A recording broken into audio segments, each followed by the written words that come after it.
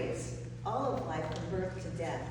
And the reason why we exist is I want you just to take a moment and take this in. This is where all the documented cemeteries are in the state of Texas. 1/3 of them are neglected, but I just learned as of 2 weeks ago, it's clicked up to 2/3 of these historic cemeteries are neglected. And so we have a big problem that needs to be addressed.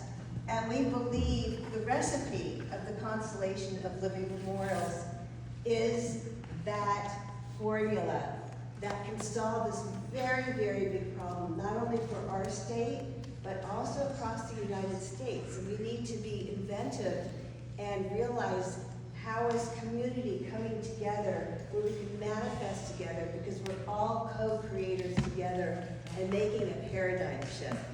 And I just want to read to you very quickly the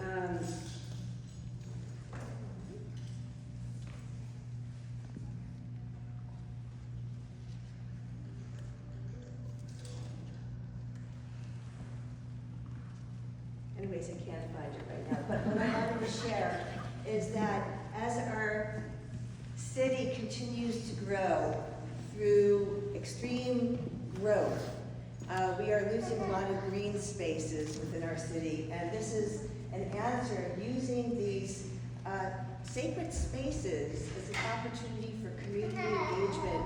They're portals of reconnecting with our past, which allows us to reflect about who we are today and what the possibilities are in the future. And now I'd like to invite Gus, who is representative, vice president of the Texas, Dallas, Texas. I'll take care of that.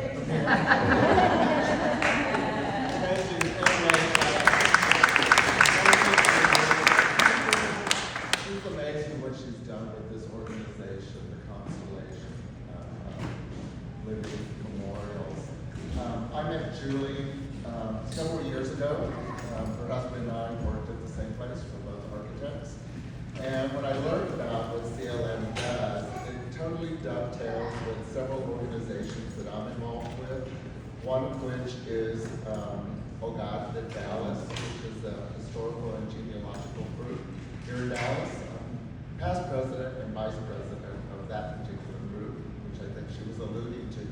The second group I am part of is I am honored to be the president of the newly founded Mexican American Museum of Texas, which also is very much about sharing the whole history of Texas, from the indigenous to the Spanish to the mestizo to the Tejano to the Texas. And oftentimes that part of history that predates 1836 is not told. And that's very much what our museum is about, really filling in the gaps in history, especially in Texas history in particular, that is not really being taught to our children, and hence the future will not carry that information. Part of Julie asked me to be part of our group, and there's several, and I will ask them to stand up, part of the committee, the arts committee. If you could stand up, please. These are the people, come on, get up. These are the people who helped hold this together. It was a vision that Julie had, that how do we incorporate what CLM does, the concept of life and death from its inceptions to its end. How does that get expressed in art? So we all got together and we said, well, let's do an art project and let's make it community specific, which is why we started here. We developed placards, and those were handed out to various people in the community as well as artists. And these are the people who pulled together, and the exhibit is just right across the hallway in the library. And you can see how people have a different approach towards life and death. And it's very specific to their own experience, but it's all valid, and it's really important to share it with the community. So this is our first exhibit. We hope that this travels and perhaps we institute this in other locations because we all share humanity, but we all have a different viewpoint and a different lens through which we look at it and we express it.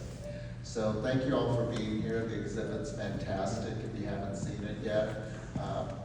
There are many artists and they all have a different take on it, and it's really special, especially on this day, which is the Dia de los Muertos, which is very much a Hispanic celebration of life and death. In our culture, once your ancestors are forgotten, then they truly die, which is why, you know, the corporal death is not the end, it's really a beginning. So we reach backwards and honor all our ancestors, and in so doing, we keep them alive in our hearts and in our memory. So that's kind of the basic element of the Dia de los Muertos. And I think more and more cultures in Texas are espousing that because they get the idea that, you know, I didn't even know my grandparents. They were already dead by the time I came. But in honoring them and researching them and learning about them, we keep them alive. So I would encourage everyone, regardless of your culture, to reach back into the past because we're here because of them. So let's honor them. Thank you.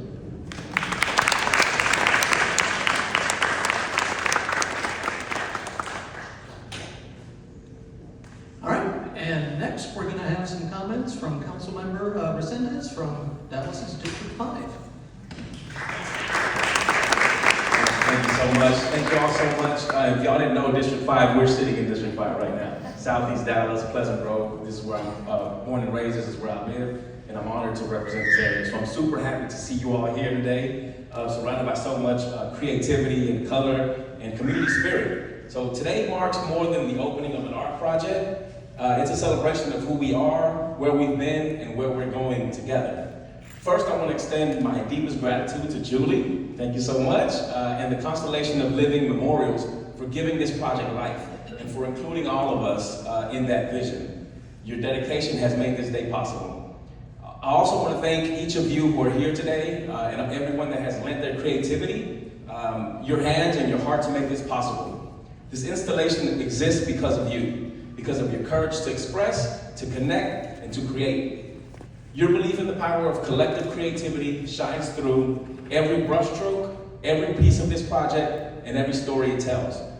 There are many people in our community who feel that their culture isn't being respected at times, and I think that this artistic expression becomes more than beauty, it becomes a voice for a lot of people.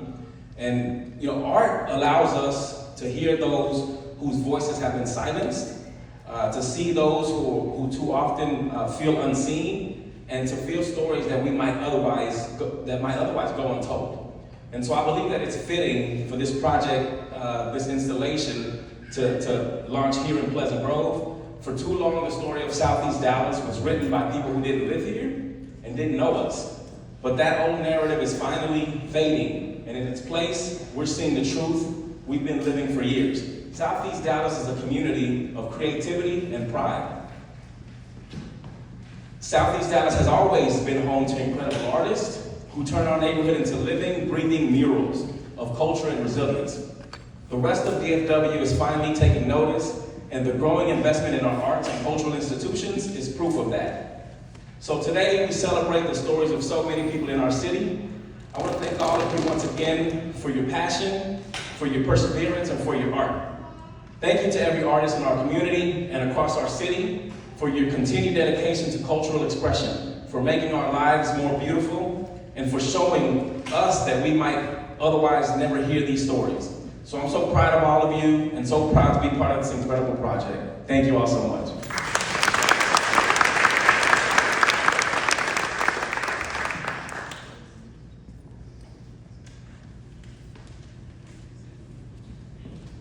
And next we'll have some words from Councilmember Blackman.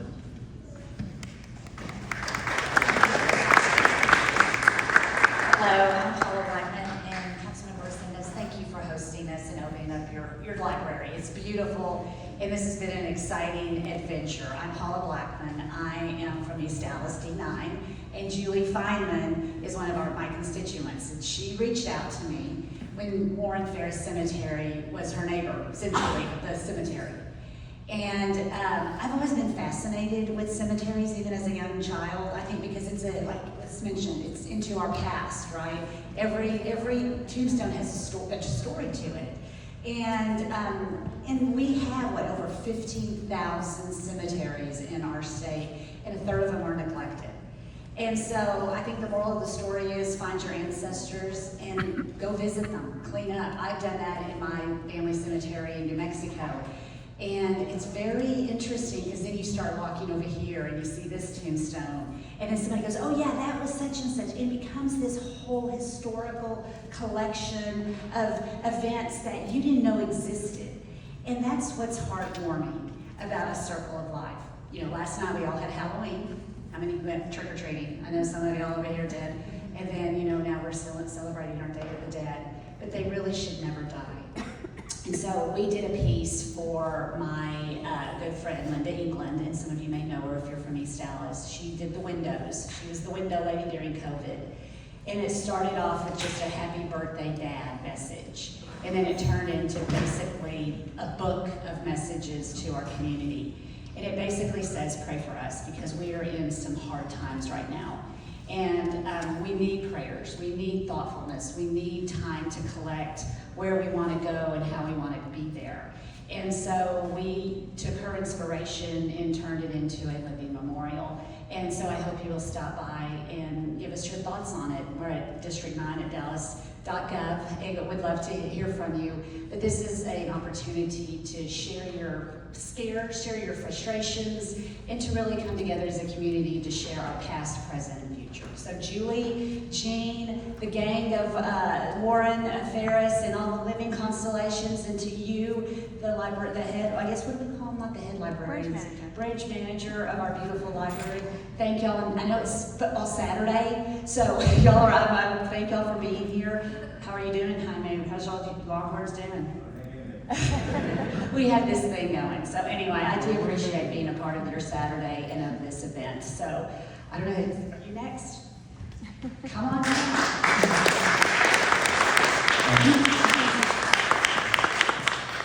And next we have some words from Pastor Karen.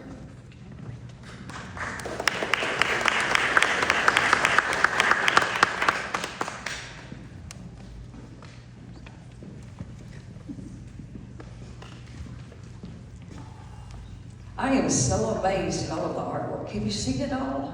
It is incredible. The Inspired Vision Compassion Center is right across the street from the Albert Carver Cemetery.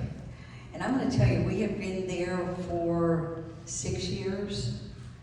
And I didn't pay a lot of attention, except that all the cars have run through the fence. And the fences have been knocked down.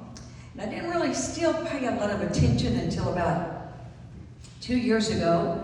We came to the center one morning, and there is a tombstone on the door at the center.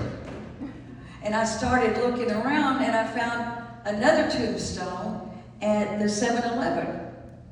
And so not only were the cars going through the fence, but the homeless had broke up some of the tombstones, and there's only like 12, is it 12? 24. 24 people that are buried there from the early 1800s. But the homeless were breaking the tombstones and putting them around the community. So we began to, I didn't even know who to contact. So I put on Facebook and I said, we've got to get these back where they belong. And Julie and her whole group started contacting me. And as we worked with them to get these tombstones back where they belong in that cemetery, wow, they don't just work at the cemetery. They started a 4-H for us. They brought in Texas A&M Extension to help us to teach our kids. And it's been an incredible experience. They have, I believe in educating these kids because that's the only way we're going to break poverty is to educate the kids and the parents. But so we took the 4-H kids and they started taking them every day at the end to create a beautiful place over there. So they're in the process of building a rain garden over there. They have bird feeders in all the trees. It's going to become beautiful. And where the fences were all knocked down, they brought in these huge boulders. So if somebody hits a boulder, they're not going to get past that boulder. And put them all around there so that we can protect those, the grave sites there. Our kids have learned a whole lot through what they have done. They have brought surveyors in and let the kids learn how to survey the land. They have brought, Texas A&M Extension brought in a beekeeping class. And they have taught our kids how to raise bees, how to make money by selling the honey and what it's good for, and how we've got to protect all our plants and all this. They have hooked all of this together in one program. And it's incredible, absolutely incredible. So if you know kids that want to learn something that is exciting and fun, they come every Tuesday at 4 o'clock, from 4 till 5:30, and they teach them all these kind of things about nature and how to protect nature. And then they take them over to this cemetery, which before was just kind of a forgotten land. But now they're going to turn it into a beautiful garden, and our kids are going to be a part of making that happen. And so if you would like for your kids to be a part of this, they're welcome to come. We're so excited about it. Let me just tell you, we're living in really tough times right now with the government shutdown. And there's a lot of fear in our communities because they need food. They're concerned Christmas is going to come. They're really concerned about it. At Inspired Vision Compassion Center, we have almost 65,000 households registered to get food. And let me tell you, the last few days, we've had lines and lines of people coming to register. That means we've got to bring in more food, so pray for us. We give groceries to about 2,000 families every day, but we're going to have to bring in more food because of the times we're living in. You know, we're celebrating the cemeteries, and we're going to be a part of helping to restore that. But also, we've got to keep our people and our children healthy and strong now. And if you don't have any other place to volunteer, we always need volunteers there. We're open 5 days a week from 9:30 till 5, giving out groceries all day long. And the lines of grocery carts coming through those lines never stops. All day, every day. It is one cart after another coming through. And we have so many people, we don't have time to put groceries on shelves. So we bring pallets of food in and line them up. And then I have to have a volunteer at every pallet to take that food and put it into the basket that walks by. And that way we can get people through quickly. We get 2,000 baskets of food for the households. They push the cart through and we do 2,000 families a day. It's going to be bigger now because of what's happening in our world. And so we need more food, we need more volunteers, and then Christmas is coming. And last year we gave Christmas toys to 15,000 children. The year before we gave to 17,000. Do you know how many volunteers it takes to give toys to that many children? A whole lot. We need about 500 volunteers a day to come, and it's December the 20th and the 21st. It's a Saturday and Sunday all day long. We start at 7 in the morning until 7 that night. And we're bringing through at least 600 children every hour. And we take them through toy stores, we dress in costumes, we decorate the place to the hilt so that it's an experience, not just a handout, here's your toy. Because some of them come from homes of poverty where there is nothing decorative about Christmas and whatever. So you're always welcome to come and volunteer, but on those days we really need a lot of volunteers. We're raising toys. However, if this shutdown doesn't stop, we're going to have even more than our 17,000 toys. We're going to have more. So if you know of places, we'd appreciate the help. Okay? Because this is about all of us. 65,000 households is a city. And that's how many people that are coming for food. However, that's increasing every day now. So we appreciate your help in that. But if you have children that want to experience something really awesome, Julie and her team have brought in this 4-H program. And it is so incredible. She's an incredible woman. She makes things happen. And so everybody needs to give her a hand. Thank you. Thank you.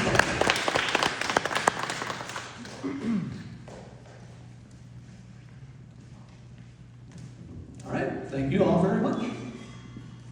And coming up soon, or now, or soon, after a time for reflection and conversation, will be some ballet folklore dancing. Awesome. We're ready now. This will be cool. All right, let's see what we got here.